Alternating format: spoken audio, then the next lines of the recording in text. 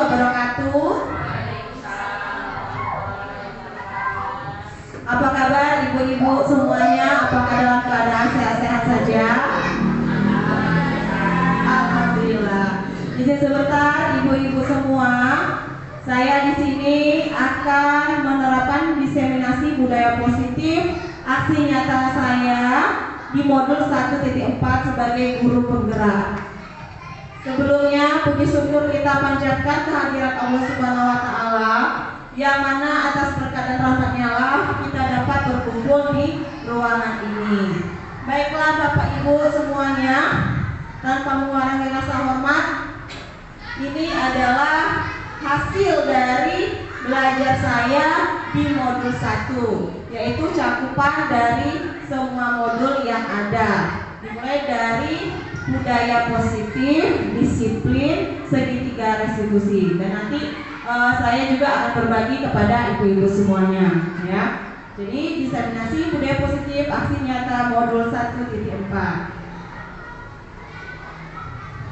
Nah, yang pertama pengertian dari budaya positif, ya.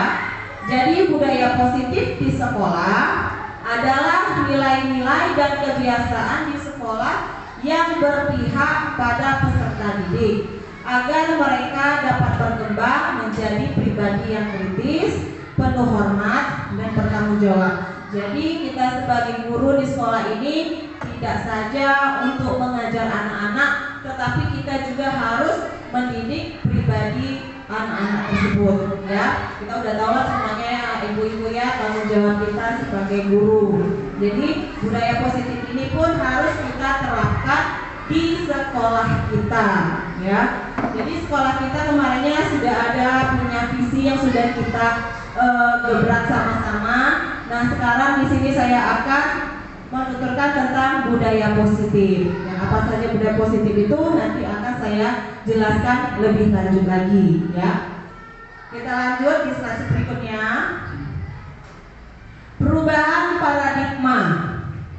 Untuk membangun budaya positif, sekolah perlu menyediakan lingkungan yang positif, aman dan nyaman agar murid-murid mampu berpikir, bertindak, dan mencipta dengan merdeka, mandiri, dan bertanggung jawab. Lazimnya disiplin dikaitkan dengan kontrol. Dalam hal ini kontrol guru terhadap murid. Jadi misalnya kita menciptakan budaya positif, itu pun juga harus ada kesepakatan kita bersama, ya. Nanti akan dijelaskan lebih lanjut lagi. Selanjutnya, menurut Ki Hajar Dewantara, karena Ki Hajar Dewantara adalah bapak pendidikan kita, ya. Tujuan pendidikan itu adalah menuntut segala kodrat yang ada pada anak agar mereka dapat mencapai keselamatan dan kebahagiaan yang setinggi-tingginya, baik sebagai manusia maupun sebagai anggota masyarakat.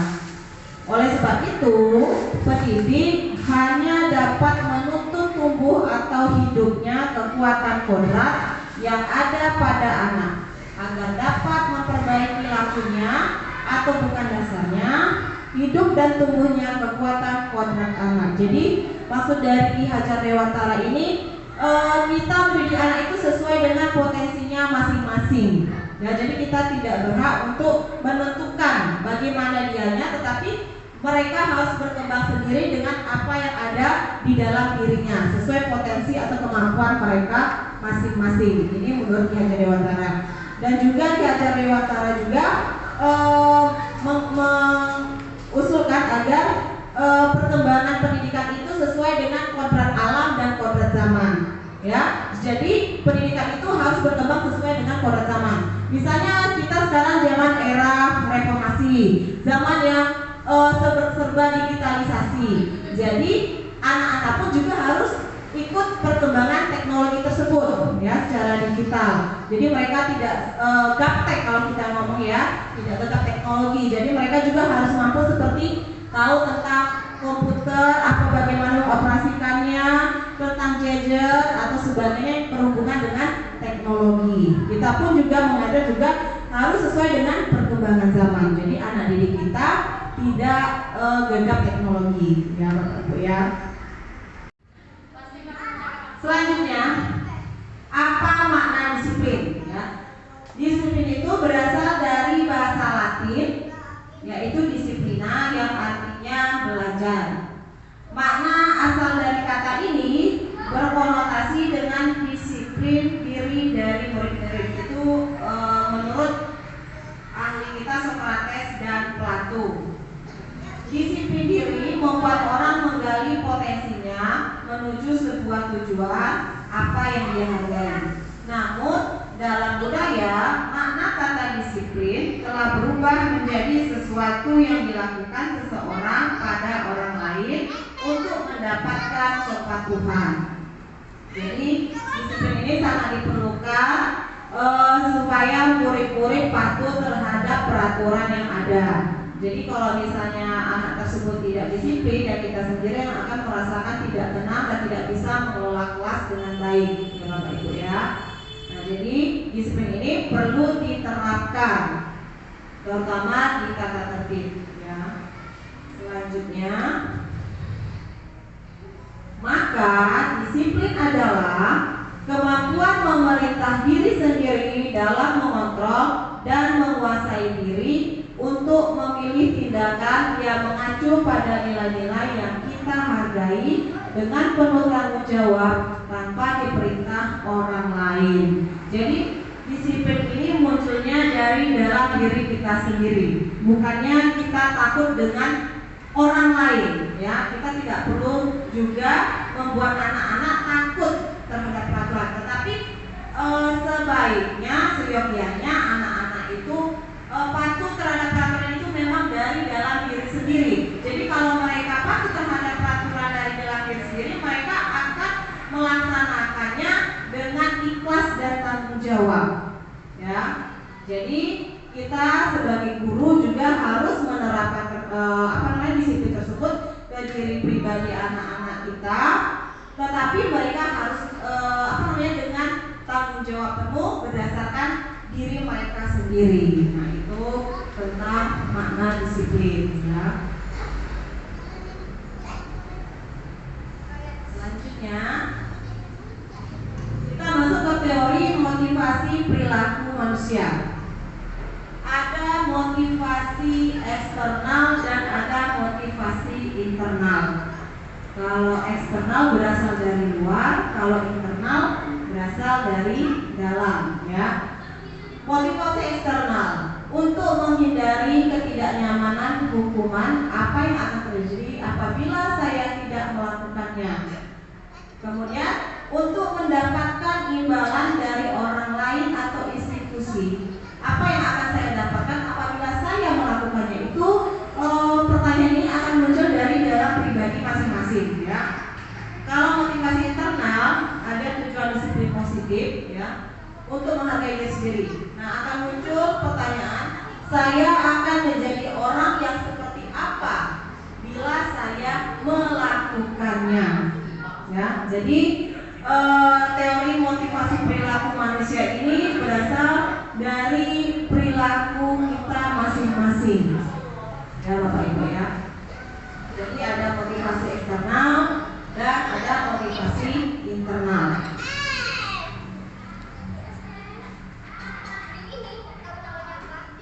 Kemudian kebutuhan dasar manusia. Menurut realitas kebutuhan kita berbeda-beda. Ya, kita berusaha memahami pandangan orang lain tentang dunia. Setiap orang memiliki gambaran berbeda-beda. Kebutuhan dasar manusia ini ada cinta kasih, ada penguasaan, ada kebebasan, dan ada kesenangan. Ya, kalau cinta kasih ini misalnya ya kita ingin merasa disayangi, gitu ya. Contohnya kayak anak-anak pasti perlu disayangi dengan orang tua atau dengan gurunya atau sama teman sebayanya. Kemudian penguasaan ini maksudnya dia bisa melakukan apa saja, jadi dia merasa seperti berkuasa gitu ya. Kemudian kebebasan itu maksudnya dia bebas untuk memilih apa yang dia butuhkan. Misalnya dia ingin mendapatkan nilai 100, berarti itu termasuk kebebasan, ya. Atau dia ingin di dalam kelas ingin bisa maju depan kelas, itu termasuk kebebasan, ya. Selanjutnya yaitu kesenangan. Kesenangan ini berarti dia merasa senang. Kita punya seperti kesenangan itu, misalnya dia mendapatkan 100, dia merasa senang. Atau dia disayangi oleh gurunya, berarti itu termasuk kesenangan, ya Bapak Ibu ya. Jadi itu adalah kebutuhan dasar manusia berupa cinta kasih, penguasaan, kebebasan, dan kesenangan. Terdapat 5 posisi kontrol guru. Yang pertama sebagai penghukum, yang kedua pembuat merasa bersalah, yang ketiga sebagai teman, yang keempat pemantau, yang kelima manajer. Nah, kira-kira dari 5 posisi kontrol guru ini sebaiknya kita yang di posisi mana sebagusnya? Sebagai manajer, ya bagus ya. Memang sebagai manajer seharusnya kita sebagai guru. Kalau kita sebagai penghukum, berarti kita merasa anak itu selalu salah dan harus kita hukum. Kalau misalnya pembuat merasa bersalah, berarti kita selalu menyalahkan dia juga. Kalau sebagai teman nanti tidak ada kayak seperti wibawanya ya antara guru sama murid. Kalau sebagai pemantau kita hanya mantau saja, tetapi kita tidak untuk menegurnya. Nah, kalau manajer kita yang namanya manajer berarti kita dihimbau untuk mengajak, mengasah, mengasihi dan mengasuh. Itu kalau sebagai manajer ya. Kita akan lihat 5 posisi kontrol guru tadi. Ini ada motivasi kalau identitas yang gagal ya. Kontrol dari luar untuk menghindari hukuman. Kalau penghukum, sebagai penghukum, guru akan berbuat misalnya menghardik, menunjuk-nunjuk, menyakiti, dan menyindir. Itu kalau sebagai posisi guru sebagai penghukum. Kemudian contoh sebagai penghukum ini guru bisa berkata, kalau kamu tidak melakukannya, awas ya. Nah, itu sudah sebagai penghukum, sebaiknya tidak boleh kita lakukan ya. Atau kita menyebutkan kepada anak itu rasakan, nah itu nggak boleh, itu sebagai penghukum ya, kata-katanya juga begitu kasar. Setelah itu ada hasilnya kalau kita melakukan kata-kata tersebut, maka anak tersebut akan memberontak atau menyalahkan orang lain dan bisa juga berbohong karena dia saking takutnya untuk dihukum, dia akan berbohong atau menyalahkan orang lain. Oh iya Bu, si ini Bu tadi karena ini saya seperti ini. Nah itu akhirnya ya. Kemudian kaitan dengan dunia berkualitas. Nah, murid meletakkan guru di luar dunia berkualitas. Itu kalau kita sebagai penghukum ya. Dampak murid akan berkata, biarkan saja, nanti juga marah-marah lagi. Nah itu kalau posisi kita sebagai penghukum, maka murid akan seperti itu. Kalau misalnya rasakan kamu, awas ya. Nah, nanti dia mengulanginya lagi dan dia akan mengucapkan biarkan saja, nanti gurunya marah lagi. Nah, itu nanti lama-lama dia juga tidak takut ya. Dampak pada murid, dia akan mengulangi kesalahannya ya. Itu kalau posisi guru sebagai penghukum. Kemudian jika posisi guru sebagai pembuat merasa bersalah ya, guru akan berbuat misalnya berceramah, mengatakan misalnya seharusnya, atau ibu kecewa. Nah itu adalah membuat merasa bersalah ya. Jadi muridnya juga akan merasa bersalah kalau kita mendengarkan seperti itu, berbuat seperti itu ya. Nah, guru akan berkata kalau membuat merasa bersalah, kamu seharusnya, atau kamu sudah tahu, atau ibu lelah sekali mengatakannya, atau ibu stres. Nah itu bisa-bisa anak didik kita akan merasa bersalah karena apa perbuatannya, jadi gurunya seperti ini.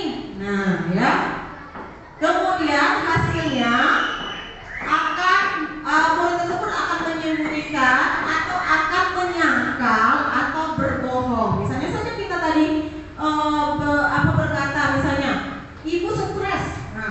dia akan menyangkal, kenapa kok ibu bisa stres-stresan, bukan karena saya mungkin. Nah, jadi untuk pembuat merasa bersalah harus kita hindari. Hasilnya itu tadi menyembunyikan, menyangkal, dan berbohong. Kaitan dengan dunia berkualitas. Nah, murid meletakkan guru di dalam dunia berkualitas. Itu kalau pembuat merasa bersalah. Murid berkata, kalau tadi yang kita katakan seperti itu, maka dia akan maafkan saya. Itu saja omongannya. Tetapi perbuatannya belum tentu dia akan melakukan yang lebih baik lagi. Dampak pada murid, dia akan merasa rendah diri karena kita membuat dia merasa bersalah. Ya. Setelah itu, kalau untuk identitas berhasil sukses ini kira-kira sebagai posisi kontrolnya sebagai teman. Guru berkata misalnya membuatkan alasan-alasan untuk muridnya. Dan dia akan berkata juga, ayolah lakukan demi ibu, itu sebagai teman, ya. Mana merasa kamu tidak mau, atau ingat tidak ibu pernah bantu. Nah, jadi itu kalau misalnya sebagai teman ya, kita sebagai guru sama murid tidak ada batasannya jadinya, ya. Hasilnya murid akan ketergantungan jika posisi kita sebagai teman. Kemudian kaitan dengan dunia berkualitas, murid meletakkan guru sebagai orang yang sangat penting di dunia berkualitas. Jadi dia merasa tergantung karena ibu kan sama saya kan dekat, guru saya sama saya dekat. Jadi ya sudahlah, biarlah, pasti bisa lah mudah nanti. Nah, seperti itu nanti jadinya. Kemudian murid akan berkata, saya pikir bapak atau ibu teman saya, ternyata begitu. Nah, itu jadi anggapan dari murid-murid kalau kita menganggap dia sebagai teman. Dampaknya pada murid itu adalah dia tidak mandiri, dia akan lemah, dan dia akan tergantung pada gurunya, dan dia tidak mau berusaha untuk lebih baik lagi. Selanjutnya, posisi pemantau. Nah, posisi pemantau, guru berbuat misalnya menghitung dan mengukur. Misalnya mengukur kepintarannya gitu ya. Guru akan berkata, apa peraturannya? Hasilnya menyesuaikan diri bila diawasi. Jadi kalau kan kita hanya memantau saja. Kalau kita tidak ada, mungkin murid bisa saja tidak ada ibu guru. Nah udah, kita biasa-biasa aja. Tapi kalau ada ibu guru, dia pura-pura bagus. Nah itu nggak boleh juga sebagai pemantau. Hasilnya menyesuaikan diri bila diawasi. Kaitan dengan dunia berkualitas, murid meletakkan guru, peraturan, dan hukum di dunia berkualitas. Murid berkata, berapa banyak bintang yang saya harus peroleh? Karena mungkin kita penilaiannya pakai bintang. Jadi dia seperti itu. Berapa bintang saya harus peroleh ibu? Apakah 5 bintang? Apakah berapa? Itu penilaian biasanya anak kelas rendah atau TK. Atau berapa halaman yang harus saya tulis? Itu kalau guru sebagai pemantau. Ya, jadi kalau pemantau sebaiknya tidak bagus juga, ya. Dampak pada murid. Nah, menitik beratkan pada sanksi atau hadiah untuk dirinya. Jadi dia berharap ada sanksi kalau misalnya tidak mengerjakan, atau ada hadiah jika dia mendapatkan nilai yang bagus, ya. Nah, jadi itu kalau posisi sebagai pemantau. Selanjutnya yang terakhir adalah posisi sebagai manajer. Guru berbuat, misalnya mengajukan pertanyaan-pertanyaan, jadi menggali kemampuan atau potensi anak tersebut, ya. Guru berkata, apa yang kita yakini, itu contohnya ya, apa yang bisa kamu kerjakan untuk memperbaiki masalah ini. Nah itu jadi kita berusaha membuat dia berpikir, menggali potensinya masing-masing, ya. Hasilnya, nah ini akan menguatkan pribadi murid tersebut, ya. Jadi murid merasa bisa mengambil keputusan atau bisa menyelesaikan masalah dengan sendirinya. Kaitan dengan dunia berkualitas, murid meletakkan dirinya sebagai individu yang positif di dalam dunia berkualitas. Jadi merasa dianya memiliki perlakuan yang positif kita berusaha menggali potensi pribadi mereka, ya. Murid berkata, katanya, bagaimana caranya saya bisa memperbaiki keadaan? Nah, dia akan berpikir kalau dia bisa mengajukan pertanyaan seperti itu. Selanjutnya, dampak pada murid akan mengevaluasi diri, bagaimana cara memperbaiki diri. Karena guru tadi sebagai manajer itulah yang diperlukan untuk murid menggali potensinya masing-masing. Selanjutnya, ini jangan sampai sini paham ya Bapak Ibu ya tentang posisi kontrol guru.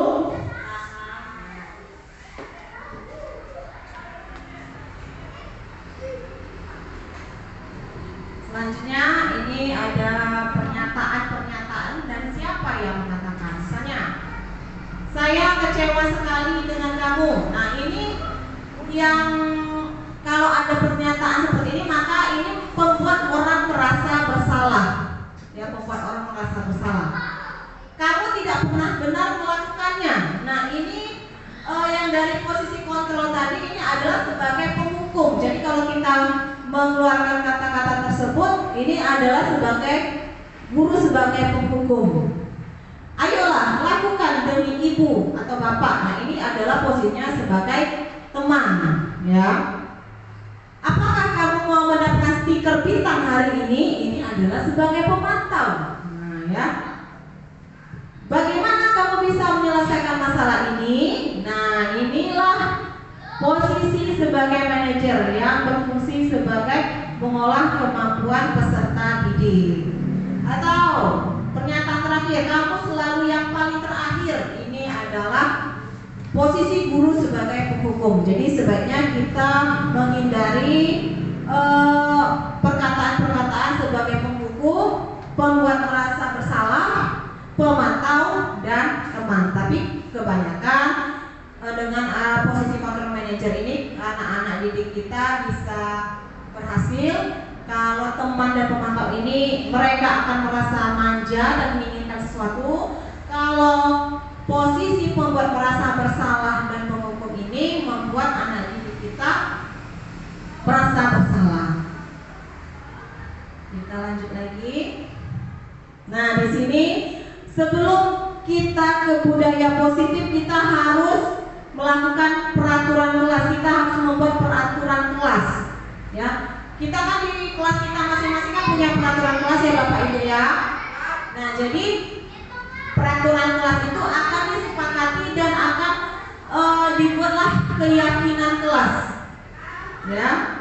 Misalnya peraturan kelas kita pertama tidak boleh datang terlambat. Yang kedua misalnya tidak boleh membuang sampah sembarangan. Nah itu termasuk peraturan kelas. Kemudian disepakati bersama. Hasil kesepakatan bersama dari peraturan kelas itu akan membentuk keyakinan kelas, ya, yang sudah disetujui bersama. Nah, kemudian setelah keyakinan kelas, maka akan terciptalah lingkungan positif. Jadi kalau misalnya keyakinan kelasnya sudah terlaksana, maka akan menciptakan lingkungan yang positif. Nah, setelah lingkungan positif tercipta akan terbentuklah budaya positif di suatu sekolah tersebut. Maka peraturan dan tata tertib yang dibuat di sekolah akan dapat terlaksana dengan baik, ya. Nah, jadi itu ya urutannya Bapak Ibu ya, dimulai dari peraturan kelas, keyakinan kelas, lingkungan positif, dan budaya positif. Kita lanjut lagi. Nah, kita lihat keyakinan kelas. Keyakinan kelas adalah nilai-nilai kebajikan atau prinsip universal yang disepakati bersama secara universal, terlepas dari latar belakang suku, bangsa maupun agama. Jadi kata memandang suku, bangsa, dan agama itu keyakinan kelas, ya. Menurut Gosen di tahun 1998, suatu keyakinan akan lebih memotivasi seseorang dari dalam. Seseorang akan lebih bersemangat untuk menjalankan keyakinannya daripada hanya sekedar mengikuti serangkaian peraturan. Nah, jadi itu tadi saya bilang dari peraturan kelas tersebut Kemudian disepakati akan membentuk keyakinan kelas. Kita lanjut lagi.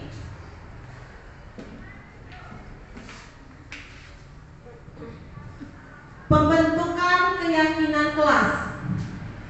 Keyakinan kelas bersifat abstrak daripada peraturan yang lebih rinci dan konkret. Keyakinan kelas berupa pernyataan-pernyataan yang universal. Pernyataan keyakinan kelas senantiasa dibuat dalam bentuk positif. Keyakinan kelas hendaknya tidak terlalu banyak sehingga mudah diingat dan dipahami. Jadi kalau kebanyakan nanti siswanya juga akan sulit untuk mengingatnya, ya. Semua warga kelas sebaiknya ikut berkontribusi dalam membuat kegiatan kelas lewat curah pendapat. Jadi di kelas itu juga perlu curah pendapat. Jadi kita mendengarkan keluh kesah dari murid kita dan kita akan menyelesaikannya juga bersama-sama. Itu juga untuk menggali potensi anak didik kita. Bersedia meninjau kembali keyakinan kelas dari waktu ke waktu. Nah, ini pembentukan keyakinan kelas. Kita lanjut lagi. Peraturan dan keyakinan kelas atau nilai kebajikan yang dituju. Misalnya peraturan selalu kembalikan buku ke tempatnya, itu adalah peraturan. Maka keyakinan kelas atau nilai kebajikannya adalah tanggung jawab, karena dia bertanggung jawab untuk mengembalikan buku ke tempatnya. Dilarang mengganggu orang lain. Nah, nilai kebajikan yang dituju itu adalah menghormati orang lain dan diri sendiri. Hadir di sekolah 15 menit sebelum pembelajaran dimulai. Ini keyakinan kelasnya menghormati orang lain, berkomitmen pada tujuan atau berkomitmen, ya. Dilarang melakukan kekerasan. Nilai kebajikan dituju adalah keselamatan dan menghormati orang lain. Dilarang menggunakan narkoba. Nah, ini nilai yang dituju adalah kesehatan. Bergantian atau menunggu giliran. Ini adalah menghormati orang lain dan nilainya adalah kesabaran. Gunakan masker. Ini adalah contoh kesehatan atau keselamatan. Itu nilai yang dituju. Jangan berlari di kelas atau koridor. Ini adalah tentang keselamatan dan keamanan. Kita lanjut ya Bapak Ibu ya, sedikit lagi. Tapi sih sudah paham ya Bapak Ibu ya, sedikit ilmu saya.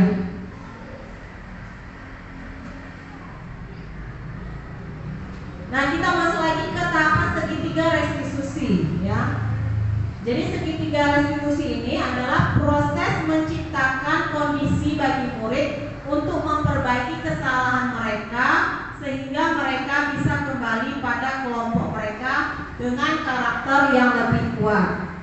Melalui restitusi, guru dapat membantu murid menjadi lebih memiliki tujuan disiplin positif serta memulihkan dirinya setelah berbuat salah. Membantu murid untuk jujur pada diri sendiri dan mengevaluasi dampak dari kesalahan yang dilakukan dan memberikan penawaran bukan paksaan. Ini adalah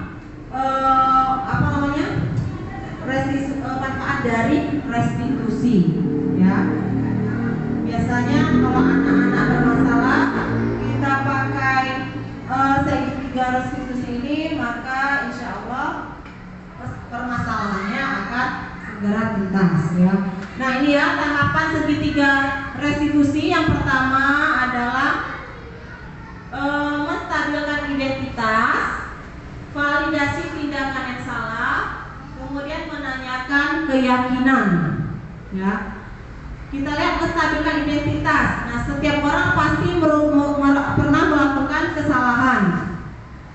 Kamu bukan satu-satunya yang pernah melakukan ini. Ini contoh tahapan dari segitiga restitusi. Di tahap validasi tindakan yang salah, misalnya kamu tentu punya alasan mengapa melakukan itu. Itu yang harus kita kita buat anak yang bermasalah tersebut kita tanyakan, ya. Adakah cara yang lebih efektif untuk mendapatkan apa yang kamu butuhkan. Itu contoh dari tahapan validasi tindakan yang salah. Setelah kita melakukan tahap tersebut, kemudian kita melakukan menanyakan keyakinan. Keyakinan ini misalnya nilai apa yang telah kita sepakati dari perbuatan dia tersebut. Misalnya dia melakukan kesalahan, sering tidak melaksanakan tugas di rumah. Nah, kita tanya dia yang menstabilkan identitas tersebut. Mengapa kamu sering tidak buat PR di rumah? Itu adalah tahap menstabilkan identitas. Nah, kita jawaban dia yang kita tanya itu termasuk menstabilkan identitas. Kemudian kita masuk lagi ke tahap validasi tindakan. Ya, apa kamu tahu PR itu nilainya untuk dimasukkan ke nilai? Jadi kira-kira bagaimana caranya kamu bisa untuk membuat PR? Nah, jadi itu contoh tahapan dari validasi tindakan yang salah. Kemudian kita langsung masuk ke menanyakan keyakinan. Menanyakan misalnya, kan kamu sudah tahu PR itu sangat penting. Nah, kira-kira apa yang harus kamu lakukan ke depannya? Itu contohnya di tahap dari menanyakan keyakinan. Ya Bapak Ibu ya. Itu tentang segitiga restitusi. Ini tahapan segitiga restitusi, menstabilkan identitas. Jadi di tahap menstabilkan identitas ini, berbuat salah itu tidak apa-apa, ya. Tidak ada manusia yang sempurna. Jadi kita buat yang merasa sering melanggar peraturan atau berbuat salah itu kita stabilkan dulu identitasnya, ya. Saya juga pernah melakukan kesalahan seperti itu. Nah, itu kita buat dia supaya jangan merasa bersalah dulu. Kita bisa menyelesaikan ini tahapannya, ya. Atau Bapak Ibu tidak tertarik mencari siapa yang salah, tapi Bapak Ibu ingin mencari solusi dari permasalahan ini. Atau kamu berhak merasa begitu. Nah, itu kita katakan kepada anak tersebut. Ini dari tahapan menstabilkan identitas. Selanjutnya, validasi tindakan yang salah. Pada tahap ini kita sebaiknya melakukan, misalnya perkataan kita, padahal kamu bisa melakukan yang lebih buruk dari ini ya. Atau kamu pasti punya alasan mengapa melakukan hal itu. Atau kamu patut bangga pada dirimu sendiri karena kamu telah melindungi sesuatu yang penting buatmu. Ini contoh validasi tindakan yang salah dari permasalahan yang dia hadapi. Selanjutnya, tahapannya adalah menanyakan keyakinan. Apa yang kita percaya sebagai kelas atau keluarga? Kemudian bisa kita keluarkan lagi pertanyaan, apa nilai-nilai umum yang kita telah sepakati? Apa yang bayangan kita tentang kelas yang ideal? Apa bayangan kita tentang kelas yang ideal? Ya. Kamu mau jadi orang yang seperti apa? Nah, ini tentang menanyakan keyakinan. Otomatis anak tersebut, jika kita tanyakan itu, kita tahu maunya dia itu apa. Ya, itu adalah tahap dari terakhir segitiga restitusi. Ya. Nah, ini saya ada melakukan tahapan segitiga restitusi ketika beberapa murid saya merasa melakukan kesalahan. Yang satunya sering terlambat datang ke sekolah, yang satunya lagi jarang mengerjakan PR. Nah, jadi di sini saya mencoba untuk melakukan segitiga restitusi. Saya tanya dulu, stabilkan identitasnya, kemudian menanyakan keyakinannya apa yang terakhir. Alhamdulillah mereka dengan adanya segitiga restitusi ini mereka bisa berubah lebih baik lagi.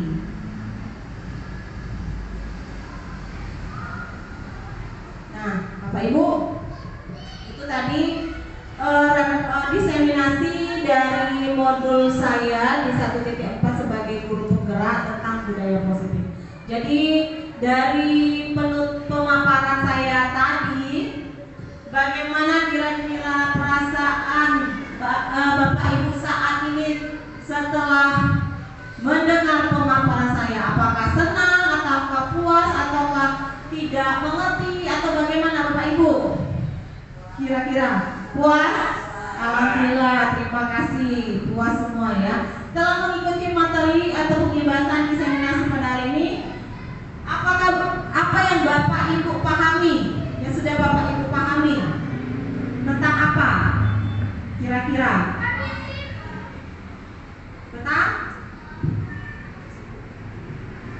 Tentang budaya positif, tentang disiplin, membuat keyakinan kelas dan segitiga restitusi dan harapannya target Bapak Ibu untuk selanjutnya pasti ada ya kan, untuk membuat anak didiknya lebih baik lagi ya melalui tahapan-tahapan yang saya berikan tadi. Semoga ilmu-ilmu yang sudah saya berikan tadi sedikit ya dari guru penggerak saya bisa Bapak Ibu terapkan di kelas dan di sekolah kita masing-masing ya Bapak Ibu ya.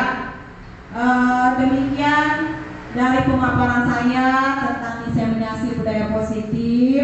Jika ada kata-kata yang salah saya mohon maaf. Akhir kata wabillahi taufiq wal hidayah. Wassalamualaikum warahmatullahi wabarakatuh.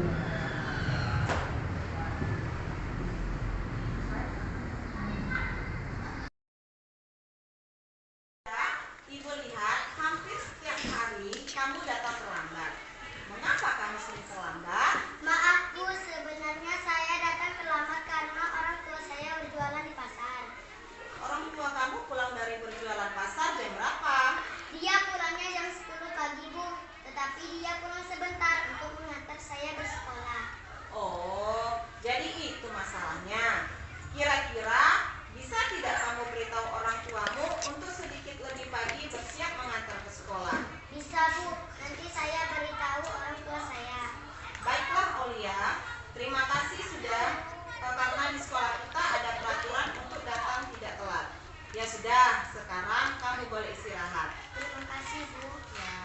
Nama saya Aulia Citra Rahmatila, kelas 4A. Saya senang sekali berdiskusi bersama Ibu Maya. Saya sering terlambat sekolah. Saya tidak akan mengulangi lagi. Terima kasih. Alita, Ibu lihat kamu sering tidak selesai mengerjakan tugas. Mengapa kamu jarang selesai mengerjakannya? Maaf Bu, saya terkadang tidak konsentrasi dalam belajar. Mengapa kamu tidak konsentrasi? Saya terkadang mengantuk Bu, karena saya sering main HP malam-malam.